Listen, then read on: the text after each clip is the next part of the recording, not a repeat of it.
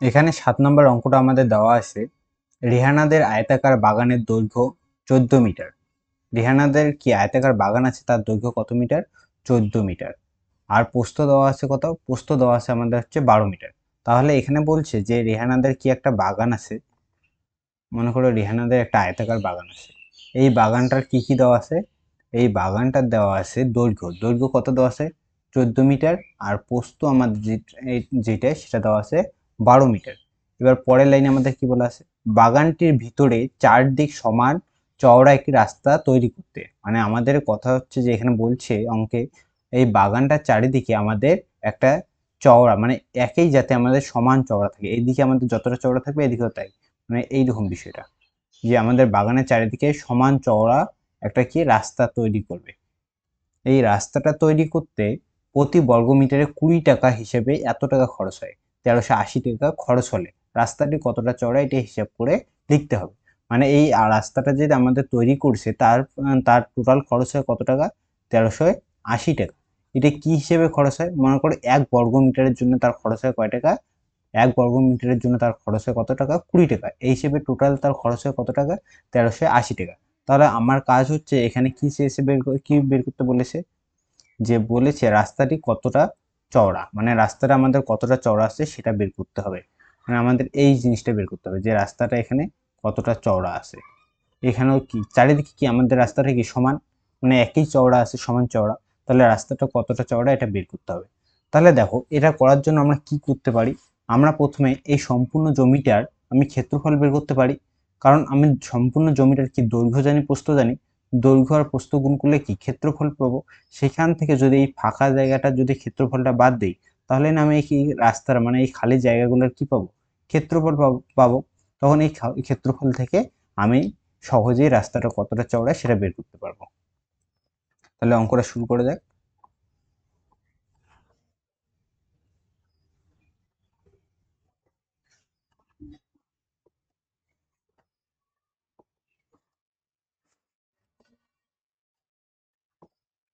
তাহলে প্রথমে আমরা লিখতে পারি যে আয়তাকার বাগানের দৈর্ঘ্য 14 মিটার।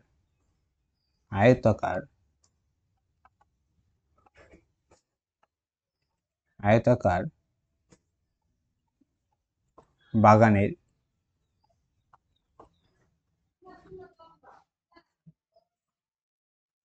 আয়তাকার বাগানের দৈর্ঘ্য সমান সমান 14 মিটার। এবার দেখো আর কি দেওয়া আছে? প্রস্থ দেওয়া আছে আয়তাকার বাগানটার। তাহলে লিখবো যে প্রস্থ সমান সমান কত? 12 মিটার। যেহেতু আমাদের কি এখানে দৈর্ঘ্য প্রস্থ দুটোই জানি, তাহলে আমরা কি এই বাগানটার কি ক্ষেত্রফল বের করতে পারবো। তাহলে লিখবো যে আয়তাকার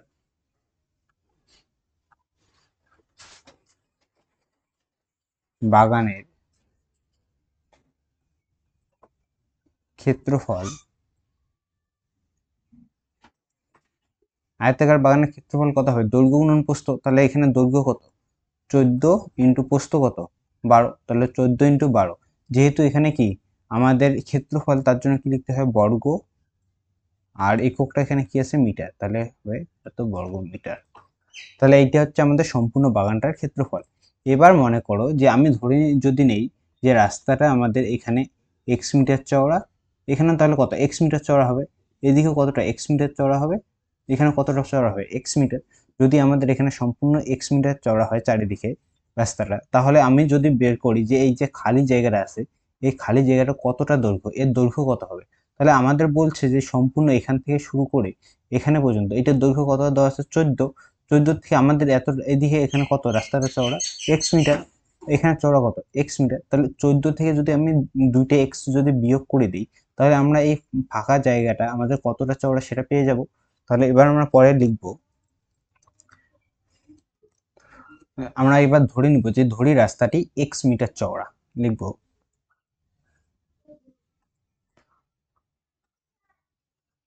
ধরি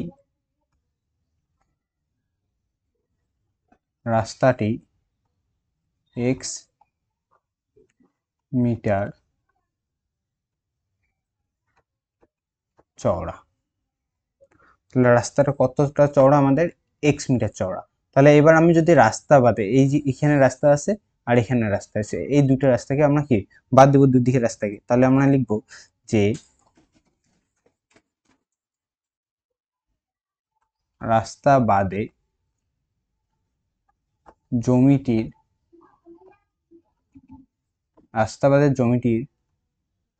দৈর্ঘ্য, রাস্তাবাদের জমিটির দৈর্ঘ্য কত হবে।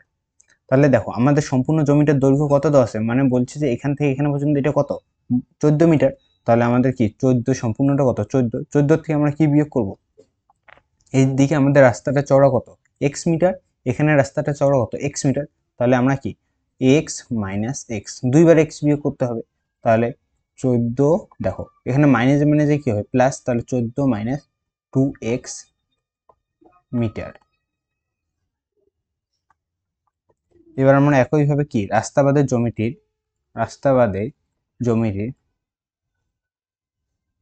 প্রস্থ, তাহলে রাস্তাবাদের জমিটার প্রস্থ কত হবে, আমাদের এখানেও তাই হবে। কি করতে হবে, যে সম্পূর্ণ আমাদের এই জমিটা প্রস্থ কত আছে 12 মিটার আছে, তাহলে এখানে আমাদের এক্স বাদ দিতে হবে, এখানে কত এক্স বাদ দিব, তাহলে 12 থেকে দুইবার কি করব এক্স বিয়োগ করব, তাহলে লিখবো যে 12 মাইনাস এক্স মাইনাস এক্স, তাহলে কি হয় 12 মাইনাস 2x মিটার। এটা আমাদের কি বলতো, এটা হচ্ছে আমাদের জমিটার রাস্তাবাদের জমিটার দৈর্ঘ্য আর প্রস্থ। দেখো রাস্তাবাদে আমাদের এই যে জমিটা যে রয়েছে, রাস্তাবাদে মানে কি এই জমিটুকু, এর দৈর্ঘ্য এখনো জানি, এখন দৈর্ঘ্য জানি, আমি প্রস্থ জানি, তাহলে এর আমি কি বের করতে পারবো, ক্ষেত্রফল বের করতে পারবো। আর এর ক্ষেত্রফলটা যদি যখনই জানবো তখন আমরা কি সম্পূর্ণ জমিটার ক্ষেত্রফল জানি এত, এই সম্পূর্ণ জমিটা থেকে যদি আমরা এইটুকু জমির ক্ষেত্রফল বাদ দিই তাহলে না রাস্তার ক্ষেত্রফল পেয়ে যাচ্ছি। তাহলে লিখবো যে রাস্তাবাদের জমিটির ক্ষেত্রফল, রাস্তাবাদে জমিটির ক্ষেত্রফল সমান সমান কত হবে, দৈর্ঘ্য কত, দৈর্ঘ্য হচ্ছে আমাদের 14 মাইনাস 2x আর প্রস্থ কত 12 মাইনাস 2x। এটা কি যেহেতু ক্ষেত্রফল তার জন্য লিখতে হয় বর্গ মিটার। তাহলে এটা হচ্ছে রাস্তাবাদের জমিটার ক্ষেত্রফল। এবার আমরা যদি রাস্তার ক্ষেত্রফলটা কত আছে এটা বের করার জন্য কি করতে হবে, সম্পূর্ণ জমিটার ক্ষেত্রফলটা থেকে আমাদের এই ফাঁকা জায়গাটার ক্ষেত্রফল বিয়োগ করবো। তাহলে সম্পূর্ণ জমিটার ক্ষেত্রফল কত 14 ইন্টু 12, এটার থেকে আমরা এখন যে ক্ষেত্রফলটা পেলাম এটা বিয়োগ করব। তাহলে লিখবো যে রাস্তাটির ক্ষেত্রফল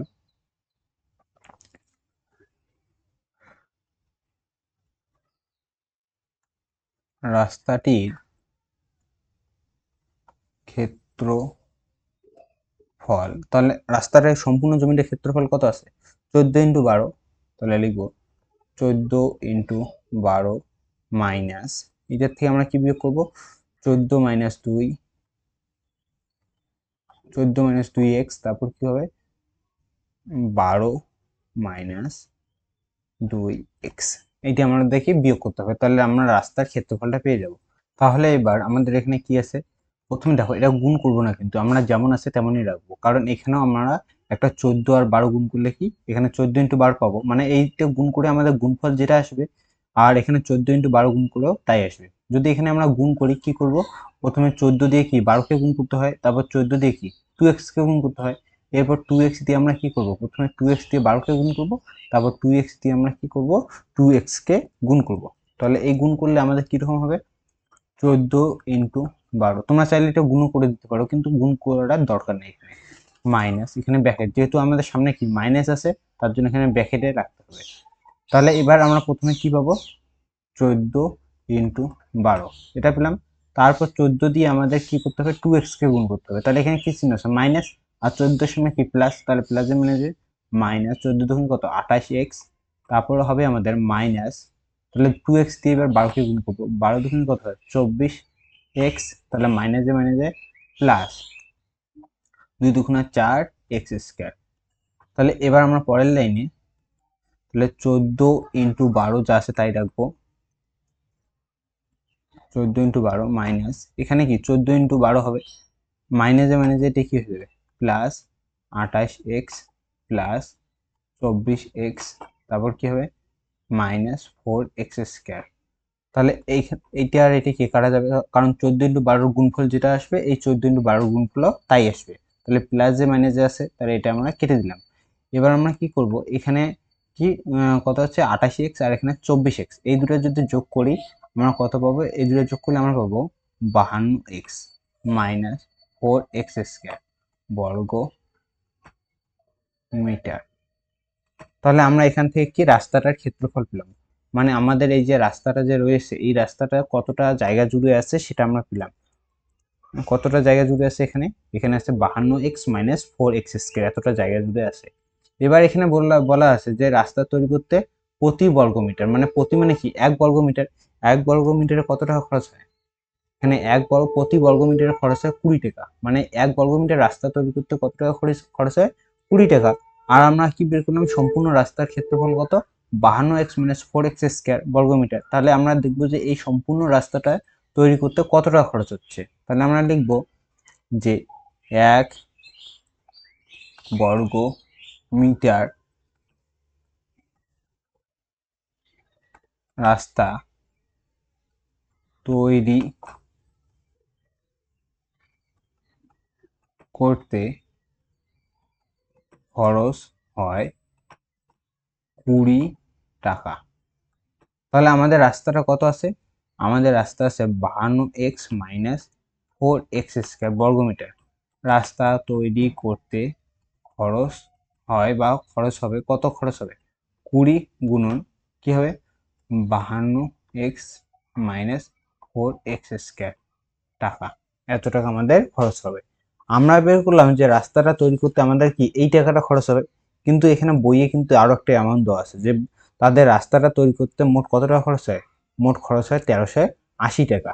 তাহলে আমাদের টাকা আর এই যে বইয়ের যে মানে অঙ্কে যে টাকার পরিমাণটা দেওয়া আছে দুটো কি সমান? তাহলে আমরা এই দুটো যদি সমান হয় কি দিয়ে দেখাবো? শর্তানুসারে দিয়ে। তাহলে লিখবো শর্তানুসারে, শর্তানুসারে আমাদের এখানে কত আছে টাকাটা? 20 into 52x minus 4x square, আর বইয়ে তার টাকার অ্যামাউন্ট কত দেওয়া আছে? 1380 টাকা। তাহলে দুটি অ্যামাউন্টে কি সমান? এবার 20xটা এখানে কি আকার আছে? গুণ আকার আছে, আমি এটাকে এদিকে নিয়ে যাবো। তাহলে এখানে লিখবো 52x minus 4x square equal to 1380/20। 0 0 কি কাটা, 2 দিয়ে 138কে কাটবো, 6 দুগুণ কত হবে? 12। 13 থেকে যদি 12 বাদ দিই, 1 থেকে 1কে মনে করো 8 এর আগে আছে, তাহলে 1 আর 8 কত হয়? 18। তাহলে 9 দুগুণ কত হবে? 18, 69। এবার তাহলে আমাদের দেখো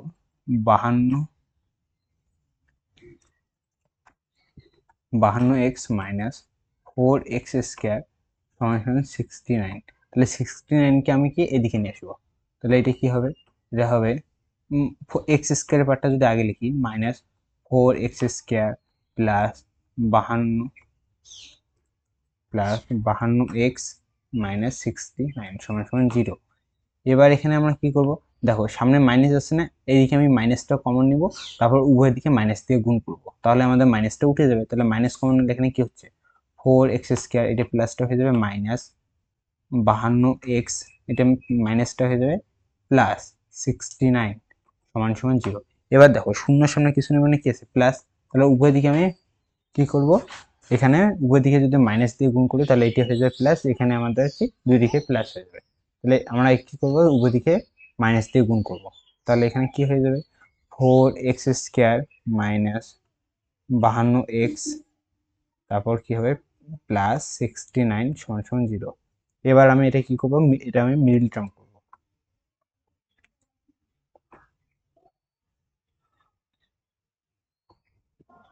এটা যদি মিডল টার্ম করি তাহলে আমাদের এখানে কি হবে? আমাদের এখানে হবে 4x স্কোয়ার, কত আছে? 52x আছে। তাহলে আমাদের কি করতে হয়? এখানে আমাদের এক্স স্কোয়ার আছে না, এক্স স্কোয়ার এর সহগ কি আছে? 4। এই 4 দিয়ে আমাদের কি এই 16কে প্রথমে কি করতে হয়? গুণ করতে হয়, তারপরে লসাগু করব। তাহলে প্রথমে এখানে কত আছে? এখানে দেওয়া আছে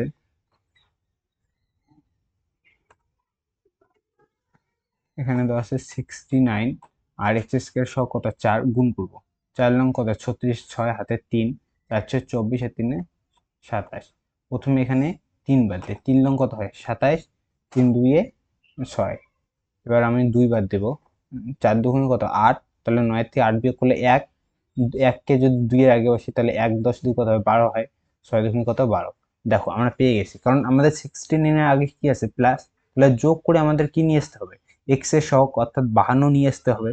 তাহলে এখানে আমাদের 3 দুগুণই কত হয় 6, তাহলে 46 এর সাথে যদি 6 যোগ করে দিই কত হয়, 6 6 12 2 হাতে 1 4 1 5 52 পেয়ে যাচ্ছি। তাহলে আমরা কি করব 46 প্লাস 6, কারণ এখানে 69 এর কি চিহ্ন আছে, যোগ চিহ্ন আছে, তাহলে আমাদের যোগ করে কি নিয়ে আসতে হবে 52 নিয়ে আসতে হবে। তাহলে আমরা পরের লাইনে করব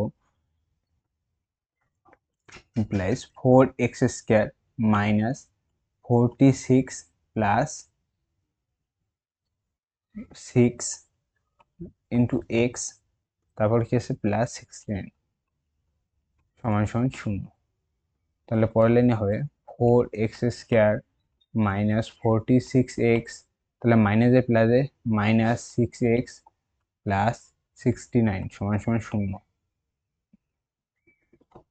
এই দুটো থেকে কি কমন নেব, x কমন নেওয়া যাবে, আর কি কমন নেওয়া যাবে এখানে, এখানে আমাদের x কমন নিতে পারবো, আর এখান থেকে 2 কমন নিতে পারবো, 2x কমন নিতে পারবো এখান থেকে। 2x এখান থেকে যদি কমন নেই,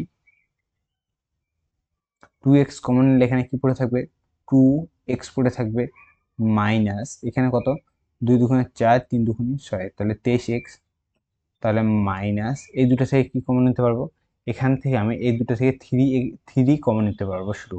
তাহলে 3 কমন নিলে এখানে 6x আছে, তাহলে 3 দিয়ে 6কে ভাগ করতে হবে, 3 দুগুণ কত হবে 6, তাহলে 2x পড়ে থাকবে, যেহেতু সামনে মাইনাস আমাদের কি কমন চলে যাচ্ছে, তাহলে প্লাসটা কি হয়ে যাবে মাইনাস।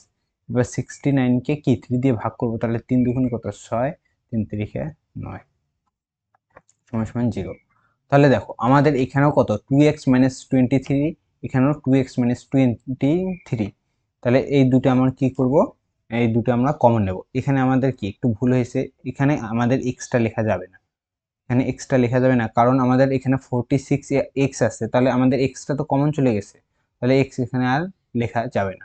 তাহলে এবার আমি কি কমন নেব, এবার কমন নেব 2x মাইনাস 23, তাহলে এইটা যদি এখান থেকে কমন নেই, তাহলে এখানে প্রথমে কে পড়ে থাকবে 2x পড়ে থাকবে, তারপর মাইনাস 2x মাইনাস 23 যদি কমন নেই, এখানে পড়ে থাকবে 3 সমান সমান 0। এবার লিখবো কি, এবার লিখবো হয় 2x মাইনাস 23 সমান সমান 0, অথবা 2x মাইনাস 3 সমান সমান 0, ইমপ্লাইজ আমাদের এখানে কি আছে, তাহলে 2x সমান সমান কত হবে 23, তাহলে এখান থেকে যদি x এর মান বের করি, তাহলে x সমান সমান কত 23 বাই কত হবে 2, অর্থাৎ এটা আমরা পাবো 11.5। এটা যদি ভাগ করি, মানে যদি 2 দিয়ে যদি 23কে ভাগ করো, তাহলে 2 ওকে 2, তারপর এখানে কি 3, আবার 2 ওকে কত 2, তারপর 1 দশমিক নিয়ে কি 0, 5 দুগুণ কত হবে 10, তাহলে আমাদের কি এখানে আসবে 11.5। এবার যদি এখানে আবার আরেকটা আছে, কি আছে এটা 2x, তাহলে এটা কি হয়ে যাবে, শুধু কি হয়ে যাবে, এদিকে -3 আছে, এদিকে নিয়ে গেলে +3, তাহলে এখানে যদি আমি ভাগ করি x ইকুয়াল টু এখানে কি 3/2 হয়ে যাবে। তাহলে আমি যদি এখানে ভাগ করি, মানে 2 দিয়ে যদি 3কে যদি ভাগ করি, প্রথমে একবার দেবো, 2 কে 2, তাহলে 1 নামবে 0.0, 5 দুগুণ কত হবে 10, তাহলে এটা কত হয়ে যাবে, এটা হয়ে যাবে 1.5। তাহলে x এর আমরা দুইটা মান পেলাম, একটা x হচ্ছে কত 11.5, আর একটা হচ্ছে x হচ্ছে 1.5। কারণ এই যে xটাকে আমরা কি ধরে নিয়েছিলাম, যে রাস্তাটা চওড়া, এই যে এখানে ধরা আছে যে ধরি রাস্তাটি চওড়া x মিটার, তাহলে x জিনিসটা কি রাস্তাটা চওড়া।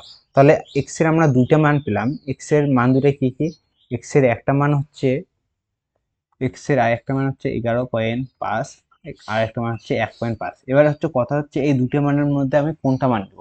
দেখো এক্সটা আমাদের কি রাস্তাটা কতটা চওড়া, এখানে আমাদের সম্পূর্ণ জমিটার কতটা প্রস্থ কত দেওয়া আছে 12 মিটার প্রস্থ দেওয়া আছে। যদি 12 মিটার প্রস্থ হয় জমিটার, তাহলে আমাদের রাস্তাটা কি একদিকে কি 11.5 মিটার চওড়া হতে পারবে, এটা রাস্তাটা তো চারিদিকে আছে, তাহলে এই দিকে যদি আমাদের এই ধারটা যদি 11.5 মিটার যদি চওড়া হয়, তাহলে এই ধারটাকেও না 11.5 মিটার চওড়া হতে হবে। তাহলে দেখো এটা কিন্তু সম্ভব নয় যে আমাদের এক্স এর মান 11.5 আসা কিন্তু সম্ভব নয়। যদি 1.5 নেই এক্স এর মান, মানে রাস্তাটা যদি মনে করি চওড়া হচ্ছে 1.5 মিটার, তাহলে এখানে 1.5 এতটা আসতে পারে, এইদিকে 1.5 এতটা আসতে পারে, তাহলে আমাদের একটা সামঞ্জস্যপূর্ণ হতে পারে। কিন্তু আমাদের এক্স এর মান 11.5 নেওয়া কিন্তু অসম্ভব। তার জন্য আমরা লিখবো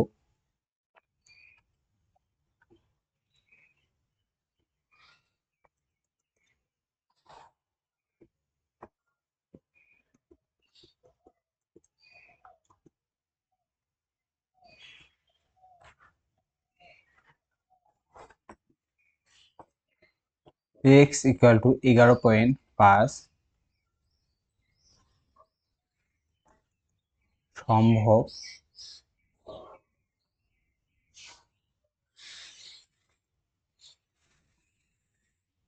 অসম্ভব, কারণ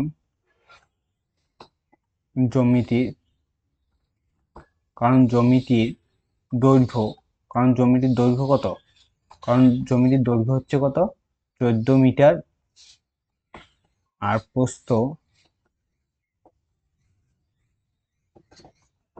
সমান 12 মিটার। তাহলে এক্স এর মান কি? 11.5 অসম্ভব, তাহলে এক্স এর মান কত হবে? 1.5। সুতরাং এক্স সমান সমান 1.5, ইহা সম্ভব। তাহলে কি লিখবো? সুতরাং জ্যামিতি জ্যামিতির তো না, আমাদের কি বের করতে বলছে? রাস্তাটি। এখানে কি বের করতে বলছে? যে রাস্তাটি কতটা চওড়া। তাহলে লিখবো সুতরাং রাস্তাটি চওড়া রাস্তাটি চওড়া মিটার, এতটা রাস্তাটা চওড়া।